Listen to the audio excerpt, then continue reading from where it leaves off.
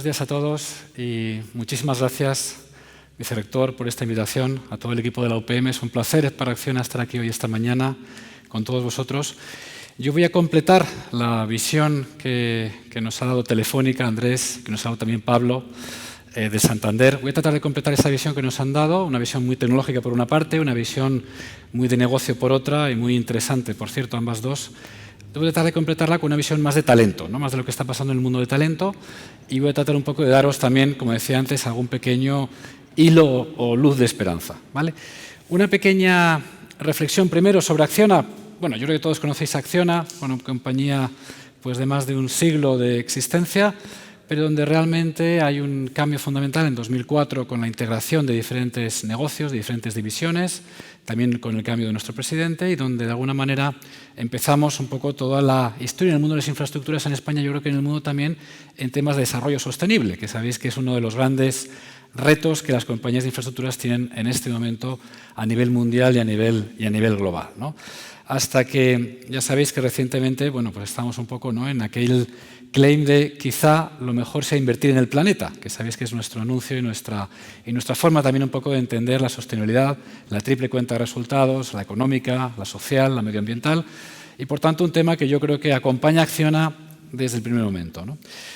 Nuestros negocios, yo creo que los conocéis bien. Estamos en el negocio de energías renovables, estamos en el negocio de infraestructuras, de construcción, de agua, de servicios. Estamos también en un negocio financiero a través de Bestinver. Bueno, estamos en diferentes ámbitos y tenemos una perspectiva de alguna forma de lo que es el talento, pues bastante interesante, una compañía pues bastante diversificada como es la nuestra, ¿no?, como es Acciona. Bueno, estamos en 47 países en este momento. La historia de Acciona es muy interesante desde el punto de vista. Nosotros empezamos en 3 grandes países que son Chile, México y Brasil. Lógicamente la parte Latinoamérica, yo creo que en todas las compañías españolas, seguro que en Telefónica y Santander, pues una parte de expansión natural, lo que es la parte Iberoamérica y Latinoamérica. Empezamos en esos 3 países. La verdad es que después nos fuimos moviendo a lo que fue el sudeste asiático. Volvimos, digamos, de alguna forma hacia la parte de Canadá, Estados Unidos, etcétera. Seguimos ampliando, digamos, en Latinoamérica. Nos movimos también desde el punto de vista de Noruega, Suecia, Finlandia, en parte de Europa del Norte, lo cual para nosotros fue un cambio importante y fue un tema muy interesante desde el punto de vista de poder efectuar infraestructuras. Por ejemplo, en Noruega, en la cuna de una universidad súper famosa que hay allí, que se llama Norwegian University en Ciencia y Tecnología, en Trondheim. Pues allí en esa cuna también hemos hecho infraestructuras y vamos a seguir haciendo cosas muy interesantes. Y después nos volvimos otra vez a mover hacia el sudeste asiático, en este caso hacia Australia.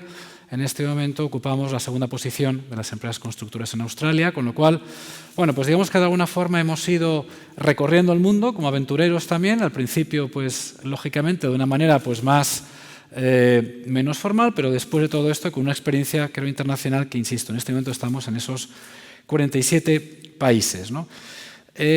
Bueno, las vistas, digamos, de nuestro conjunto, digamos, de plantilla lo dicen todo. Básicamente nosotros en unos 10 años, pues básicamente la compañía estaba en un 35-65, 35 en el mundo, 65 en España. Hoy en día tenemos divisiones, por ejemplo, la parte de construcción, que prácticamente está en un 75% pues fuera de España. Está en un contexto internacional, está en otros países. Y eso también demuestra un poco el ámbito de la internacionalización de compañías españolas punteras, que además creo que en el sector de infraestructuras, sinceramente, esto es muy interesante observar. Probablemente no veréis muchas compañías de infraestructuras en España, extranjeras, quiero decir. No las veréis. Nuestras compañías de infraestructuras españolas, nuestros ingenieros, nuestras universidades, estamos convencidos de que tenemos una capacidad, unas competencias y una capacidad que no son fácilmente encontrables en el mundo. Esto os lo puedo asegurar. Trabajamos con muchos ingenieros en todo el mundo, trabajamos, digamos, con muchos países y os puedo asegurar, y lo repito, las capacidades de ingeniería españolas en el mundo son espectaculares en este momento. Y no es fácil que veáis ninguna compañía extranjera en España operando. Pasa también lo mismo en el sector financiero, ¿no? Pasa también en otros sectores, porque no es fácil. Efectivamente, creo que desde el punto de vista de las capacidades que tenemos en España, desde el punto de vista de ingeniería, son realmente espectaculares, ¿no? Claro, cuando tú trabajas en todo el mundo, empiezas a tener retos de la diversidad. de la diversidad cultural, desde luego, de cómo haces proyectos con otros países, con otras culturas, con otras personas, y eso es un reto muy interesante desde el punto de vista de talento. Hasta está interesante que desde Acciona sabemos que hay países, a veces, o empresas especializados por cultura incluso, por nacionalidad, en cierto tipo de obras, un tipo de proyectos. Dices, oye, pues esta gente sudeste asiático realmente lo que hacen muy bien son estas cosas. Oye, los italianos realmente es que son expertos en esto. Oye, es que las empresas francesas, las empresas alemanas, las empresas, ¿no?, de todo el mundo. Y por lo tanto tenemos esa necesidad inicial de la diversidad cultural. ¿Cómo gestionas la diversidad cultural cuando de alguna forma trabajas en un país y cuando en tu plantilla hay personas de más de 130 nacionalidades, ¿no? Creo que en el mundo hay aproximadamente unas 190 nacionalidades en la ONU. Bueno, pues vamos ya camino de eso, ya estamos en 130, más de 130, vamos a ver a cuántas nacionalidades podemos llegar. Y ese es el primer reto, es un reto muy interesante. Pero luego está el reto de las diferencias generacionales, que desde el punto de vista de talento es muy interesante también. Todas las compañías españolas estamos viendo las dificultades en este momento de atraer talento. Estamos convencidos de que en este momento existe una guerra por el talento.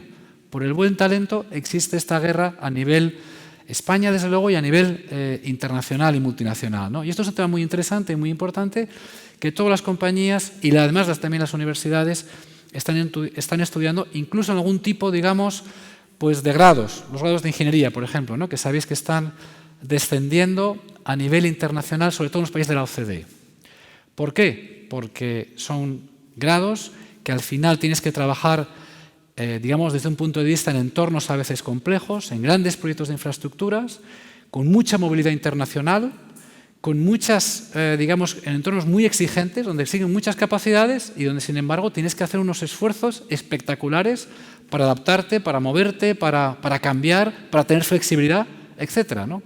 Entonces, estamos compitiendo en este momento nuestros ingenieros, los ingenieros de la UPM, obviamente no solo van a empresas de infraestructuras, como era antes. Van a banca, van a tecnología, van a startups, van a otro tipo de consultoría estratégica. Por tanto, tenemos que ser capaces también de gestionar y de ofrecer a ese talento unas capacidades, unas oportunidades, unos retos muy interesantes en este momento. Pero es que además las nuevas generaciones que veis aquí son generaciones donde, y esto nos pasa a todos, su capacidad de resiliencia probablemente no es la que teníamos en generaciones anteriores, o por ejemplo la capacidad de gestión de la incertidumbre, o por ejemplo la flexibilidad. Porque estamos y están más acostumbrados, por ejemplo, a la inmediatez. Las nuevas tecnologías lo que te dan es una inmediatez espectacular. Y a veces en el mundo de las empresas esa inmediatez, o en el mundo de la carrera, esa inmediatez no existe. Son inversiones a medio y largo plazo que luego la gente efectivamente recupera, ¿no? Pero insisto, una parte muy interesante de la internacionalización es cómo te internacionalizas, pero también, digamos, de alguna manera, cómo todo eso se hace desde un punto de vista de diversidad cultural, por supuesto, de diversidad de género, por supuesto, digamos, de diversidad generacional, desde el punto de vista de inclusión de diferentes colectivos, etc. Y esto es un tema interesante que quería, de alguna forma, traerlo aquí porque me parece que es un tema interesante. Bueno, de nuestro plan global de sostenibilidad, nosotros entendemos desde el punto de vista de talento que las personas efectivamente están en el centro de nuestras vidas, más y más cuando al final vives en una empresa que gestiona proyectos internacionales, que es básicamente, digamos, la carrera o, digamos, el colectivo más interesante y más importante. Desde el punto de vista, además, la sostenibilidad no solamente es estar, no solamente es incorporar personas, no solamente es tener personas en el centro, también es tener impacto social.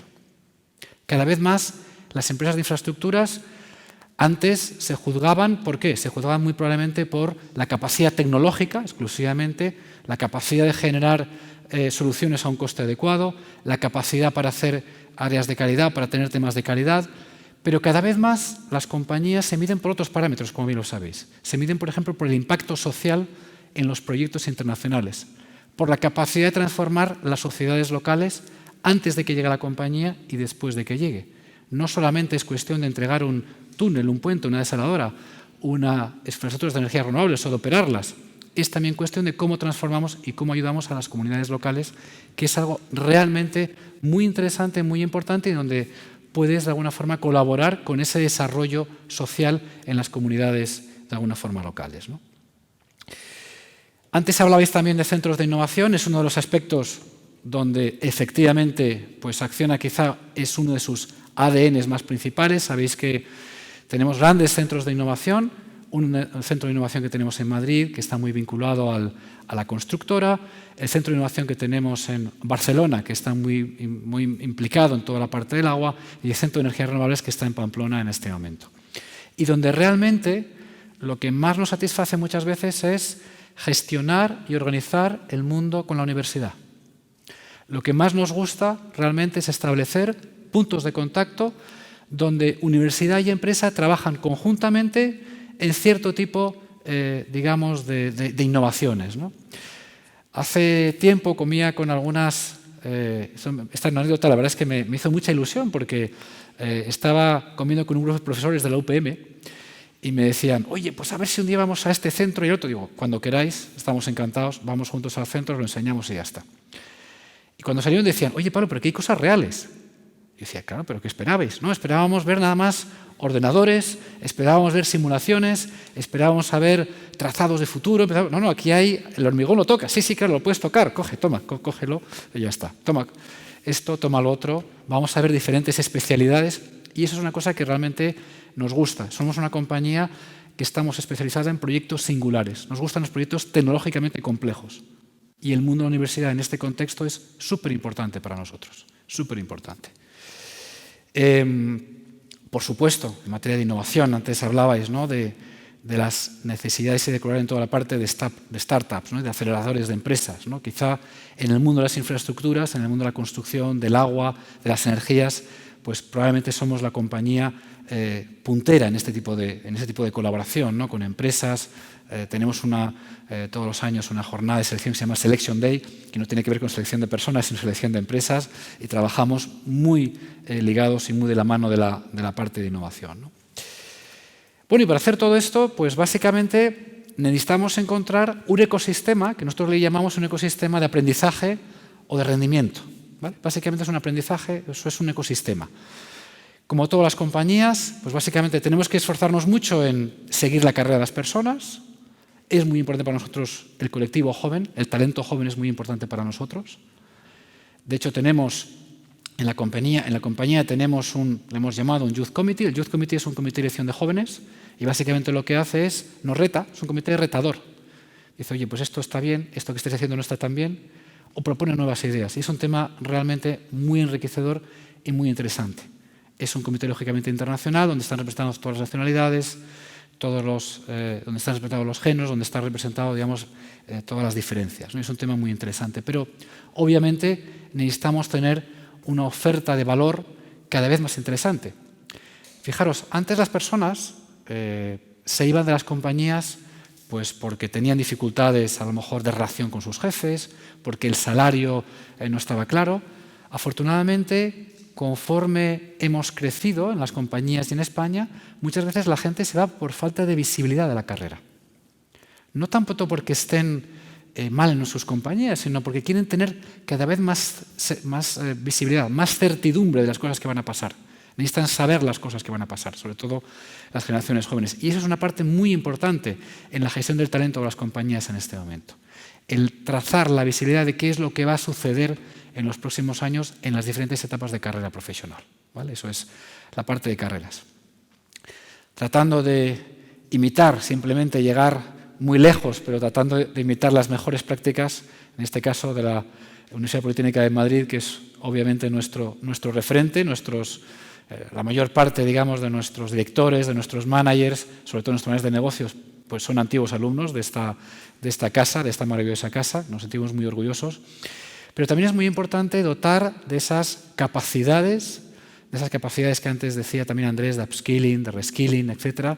¿Para qué? Pues para alguna forma para poder mantener cada vez un colectivo de personas cada vez permanentemente en actualización.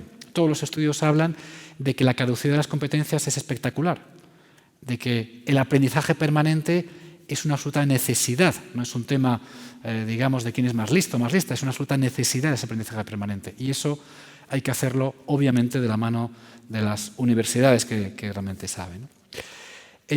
Por supuesto, todo lo que es ya no solo aprender dentro de Acciona, sino aprender con Acciona, ¿no? Lo que antes decíamos de cómo somos capaces de transformar proyectos de infraestructuras también en proyectos sociales. Y este es un tema fundamental, porque cuando tú vas a comunidades locales y vas a países donde no tienen la riqueza probablemente y no tienen, digamos, el nivel de desarrollo que tenemos en España, que tenemos en Europa, que tenemos en países de la OCDE, estos países demandan ciertas cosas. Acciona en este momento, diréis, ¿y qué hace Acciona haciendo esto? Está dando clases de panadería en este momento en Brasil, está dando clases, en este caso de estética también en Brasil, en la L6, sabéis que es una de las grandes obras de infraestructuras a nivel mundial que tenemos la suerte de poder estar haciendo, pero es solo un ejemplo. Y la otra parte que es muy importante, ¿cómo aprende la gente? La gente aprende de muchas maneras, ¿no? La gente aprende, dejadme que os ponga un ejemplo muy sencillo, porque creo que con ejemplos así muy claros, pues las personas estrenan una nueva tecnología, estrenan incluso un nuevo móvil. Hay gente, yo lo he visto, que en ese momento abre la caja y tira el manual de instrucciones a la basura. Y he dicho, ¿pero qué haces? No, es que lo tiro a la basura porque yo soy un autodidacta. Yo aprendo de YouTube, yo tiro el manual de instrucciones a la basura. Ostras, ¿no? Hay gente que básicamente, pues eso, aprende de forma autodidacta. Hay gente que sabe tecnología que jamás ha ido a un curso. Que lo que ha hecho básicamente, y ahí Telefónica tiene magníficas experiencias, que lo que ha hecho básicamente es una nueva forma de aprender. No sé, hay cosas que no se aprenden de forma tradicional, hay cosas que se aprenden de una forma diferencial, y esto es un tema muy importante, ¿no?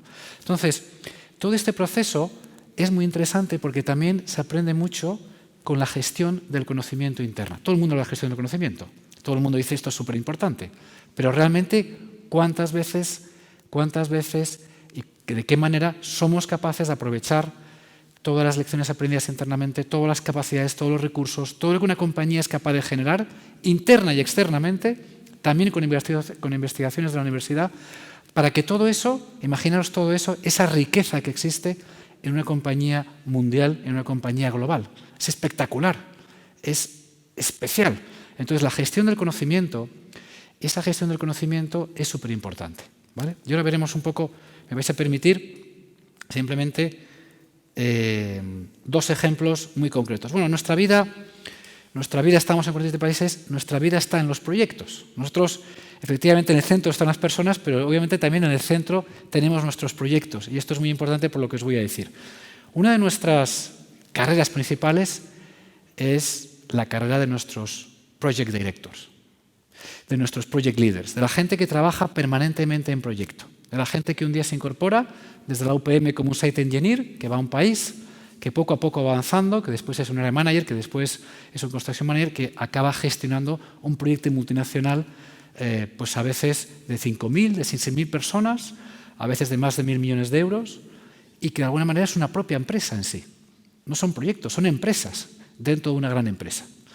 Y para hacer eso, hace 3 años decidimos pues, llamar a la gente que sabía, que es la gente de la UPM, que sabe muchas de estas cosas, ¿no? Y trabajamos conjuntamente, y me gustaría poner este ejemplo porque creo que es un ejemplo de colaboración que a nosotros nos ha reconfortado muchísimo. Es un ejemplo de colaboración con 6 escuelas dentro de la UPM, también con el Centro de Liderazgo y Tecnología, que dije Isabel, con Javier, que estará también por ahí, con un montón de gente, con un montón de... en aquel momento estaba José Miguel Atienza en el vicerrectorado, con todo el equipo del rectorado, y decidimos poner en marcha un programa, un máster que fuera diferente, que no existía en el mercado, que era cómo de alguna forma podemos gestionar proyectos internacionales desde un punto de vista de las nuevas capacidades que estaban surgiendo, de las nuevas necesidades que se estaban abordando en la gestión de proyectos, desde el punto de vista de gestión contractual, desde el punto de vista de transformación digital,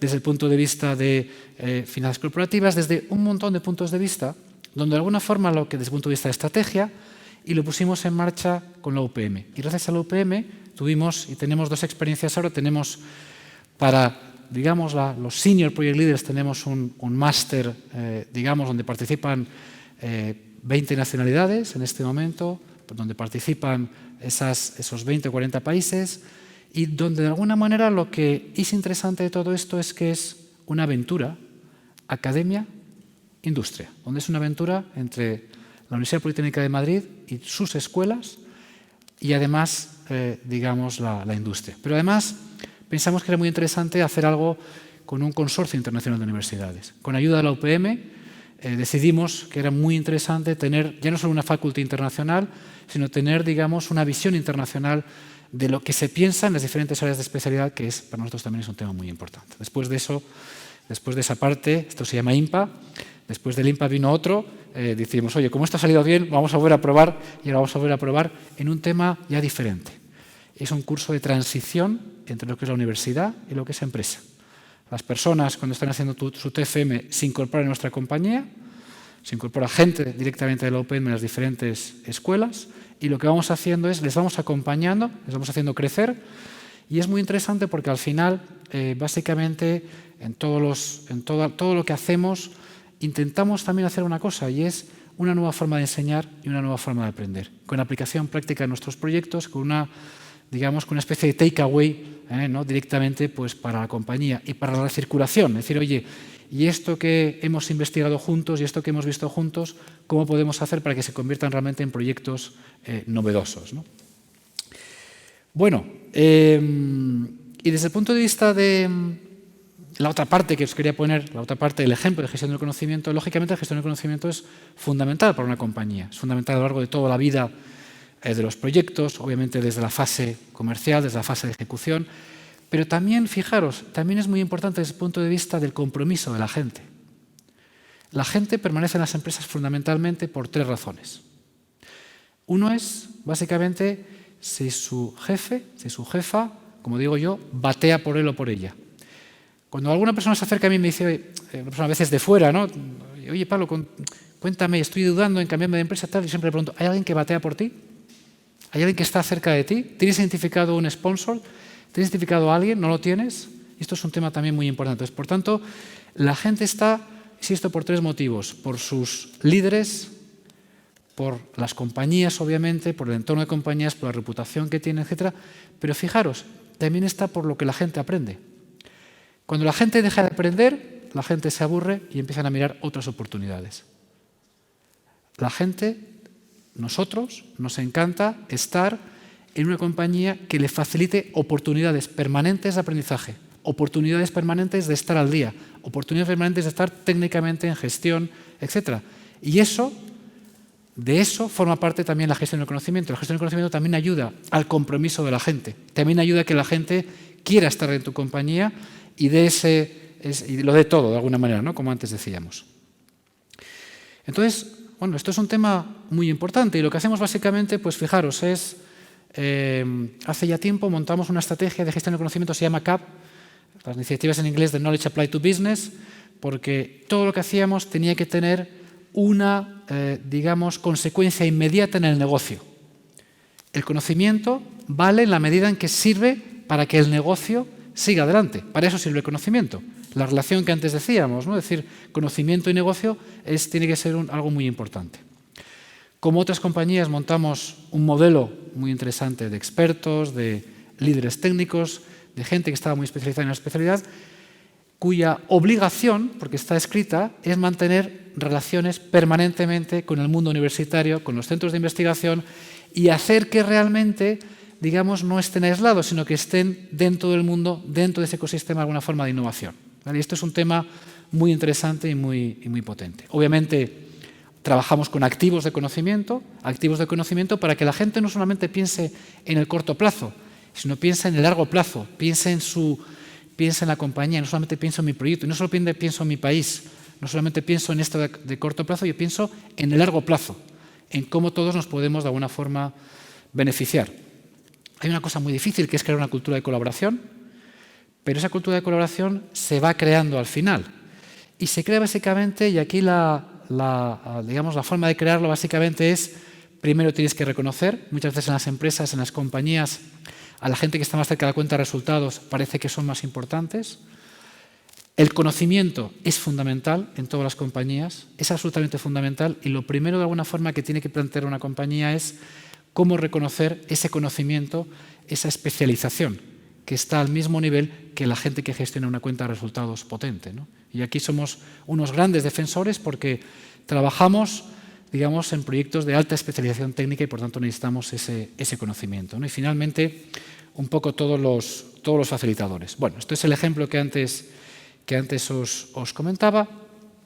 Y, al final, por trasladar esto a temas concretos, al final, tú tienes que tener, digamos, dos partes. Primero tienes que generar ese gran conocimiento interno, ese tipo de alguna forma de documentos o lecciones aprendidas o de biblioteca técnica o de, oye, ¿cómo solucionaste ciertos problemas? Tienes que tener un grupo de embajadores, de gente que son tus embajadores. Tienes que tener, obviamente, tu red, y tu red tiene que ser internacional. Porque los proyectos, aunque los puentes se hagan, o parece que se hacen iguales en España, en Brasil y en México, pero el entorno es radicalmente diferente. Es radicalmente diferente. Tu cliente es diferente. Probablemente hay ciertos códigos técnicos que son diferentes. Probablemente, digamos, las ingenierías son diferentes. Probablemente la gente con la que trabajas es diferente. Por tanto, tienes que regionalizar el conocimiento. El conocimiento no es algo patrimonio exclusivamente de un pequeño grupo de personas, sino que tienes que regionalizarlo y tienes que bajarlo a todos los niveles, ¿no? Y, bueno, pues algunos datos interesantes sobre el número de visitas única y exclusivamente buscando conocimiento. Pero fijaros, tienes que ir más lejos. El conocimiento, sin una parte de continuous improvement, sin una parte, digamos, de mejora continua y sin una parte de innovación, no vale. ¿De qué vale que yo tenga magníficos, bases de datos, con magníficos sistemas de conocimiento, con magníficos, digamos, procesos de qué es lo que hemos hecho, qué es lo que hemos aprendido, si eso realmente no se aplica directamente, tiene una aplicación directa al siguiente proyecto? Y esto es, digamos, la base, y esto es en lo que, digamos, pensamos que también es muy importante. Y para estas aplicaciones, también el contar, digamos, desde el punto de vista con ese binomio, ¿no?, universidad-empresa, también es fundamental y también es muy importante, ¿no? Así que, bueno, he ido un poco rápido porque era el último y no quería machacaros mucho. Me toca además antes del café y quiero ser respetuoso con los horarios y esas cosas. Pero bueno, muchísimas gracias. Para nosotros de verdad es un placer estar aquí hoy, es un placer poder estar colaborando con la Universidad Politécnica de Madrid, ir ablandando cada vez más pues diferentes tipos, digamos, de colaboraciones, de aspectos. Estamos también colaborando mucho con el Centro de Tecnología en algunos temas que tienen que ver sobre las capacidades y competencias del futuro. Es un tema también para nosotros muy importante. Una de las cosas que hacemos es cómo ha sido esa transición entre la universidad y la empresa. ¿Qué cosas has echado de menos?